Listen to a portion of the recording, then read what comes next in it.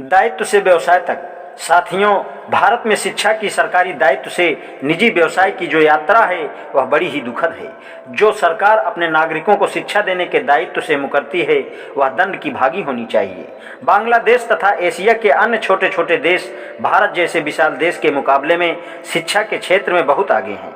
वे अपने देश के सभी नागरिकों को शिक्षा देने के दायित्व को बखूबी निभा रहे हैं, जबकि भारत सरकार ने अपने इस दायित्व से पल्ला झाड़ लिया है। दायित्व दायित्व होता है और व्यवसाय व्यवसाय।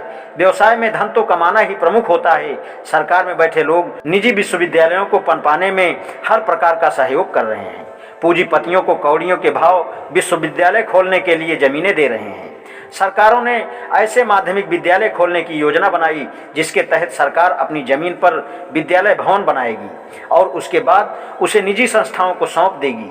संस्थाएं अपने हिसाब से अध्यापक रखेंगी। अपने हिसाब से चल निकलती हैं तो पहले से चल रहे सरकारी विद्यालयों को निजी संस्थाओं को सौंपने का सिलसिला भी चल पड़ेगा। यदि समय रहते इन सब बातों पर विरोध प्रतिरोध नहीं किया गया तो सारा का सारा शिक्षा तंत्र निजी हाथों में चला जाएगा। हैसियत बदल जाएगी। शिक्षा तंत्र के निजी हाथों में जाते ही अध्यापकों की हैसियत भी बदल जाएगी। अभी अध्यापक जनसेवक हैं, यानी शासन सत्ता के हिस्सेदार हैं। उनके लिए कानून कायदे हैं। निजी क्षेत्र में जाते ही वे सेठ जी के नौकर हो जाएंगे। तब ना कोई कानून होगा, ना कायदा होगा। मालिकों की मर्जी होगी, उनका वेतन देंगे और होगी मर्जी तब निकाल भी दिए जाएंगे। अभी निजी विद्यालयों में अध्यापकों के जो हाल हैं वे उनके भी हो जाएंगे। अब बैंक भी शिक्षा के लिए ऋण देने लगे हैं। ऋण देने का दुष्चक्र फाइनेंस कंपनियों और बैंकों ने चलाया है। वह लोगों के भले के लिए नहीं चलाया गया है, वह तो लोगों को आर्थिक रूप से गुलाम बनाने के लिए चलाया गया है। यह तो कर्जदार बनाने की योजना है। जिसके पास पैसा है वे उसे पैसे को बढ़ाने और ब्याज कमाने के लिए कर्ज दे रहे हैं। जो ले रहे हैं उन्हें चुकाना ही होगा। जो कर्ज लेकर पढ़ेगा वह आर्थिक दृष्टि से गुलाम तो पहले ही हो जाएगा। शिक्षा वह होती है जो मुक्त करे। जो बांधे, जो गुलाम बनाए वह शिक्षा कैसे हो सकती है?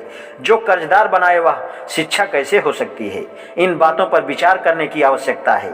शिक्षा के निजीकरण और व्यवसायीकरण की परिणति आम आदमी को अनपढ़ रखेगी और शिक्षितों को पूंजीवाद के गुलाम बनाएगी। यह खतरे की घंटी है जो बज चुकी है। सावधान हो जाना चाहिए और उपाय करना चाहिए। पाठक कहेंगे कि इसका उपाय क्या है? इसका एक ही उत्तर है कि आपके पास उपाय ही उपाय है। चुनाव आने वाले हैं। दिल्ली की लोकसभा और प्रदेश की राजधानियों की विधानसभाओं की कुर्सियों पर बैठकर नीतियां बनाने वाले लोग आपके दरवाजे पर आएंगे, कहेंगे हमें राज करने का अवसर दीजिए। तब उनसे पूछिए कि यह सब क्या कर रहे हो?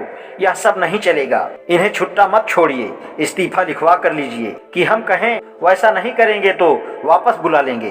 प्रजातंत्र के असली मालिकों को सही अर्थों में मालिक बनाने की यह तजवीज हमारे पास ही है। आप चाहें तो हम मिलजुल कर इस पर अमल करने का प्रयोग कर सकते हैं। नहीं करना चाहें तो मर्जी है आपकी। फिर अपने बच्चों को अनपढ़ अथवा गुलाम दोनों में एक रखने के लिए तैयार रहिए। भागीरथ कहते हैं, धन्य है वे पुरुष जो उन लोगों के जीवन स्तर को ऊंचा उठाने के कर्तव्य के प्रति सचेत हैं जिनमें वे पैदा हुए। सौभाग्यशाली हैं वे पुरुष जो यह प्रतिज्ञा करते हैं कि वे उस समय तक दम नहीं लेंगे जब तक अछूत पूर्णता अपने मानवत्व को प्राप्त न कर लेंगे। भले ही मार्ग में अच्छाई बुराई, धूप तूफान, सम्मान अनादर आदि आए। मैं दलित विद्यार्थियों से एक प्रश्न पूछना चाहूँगा। आप लोग डिग्री लेकर नौकरी पाने के बाद अपने समाज के लिए क्या करेंगे? आप लोगों को अपने घर संसार में ही मग्न न होकर अपने समाज की ओर भी ध्यान देना चाहिए। अपने समाज के लिए अपने वेतन से यथाशक्ति अधिकाधिक धन देना चाहिए। दूसरी एक बात जो शिक्षित अछूत भाइयों में मुझे दिखाई देती है वह यह कि वे अपने वर्ग की लड़कियों के साथ विवाह नहीं करते। हमारी लड़कियों के साथ दूसरा कौन विवाह करेगा? आप लोगों को इस पर विचार करना चाहिए। डॉक्टर भीमराव अंबेडकर। आज इतना ही, शेष कल। धन्यवाद।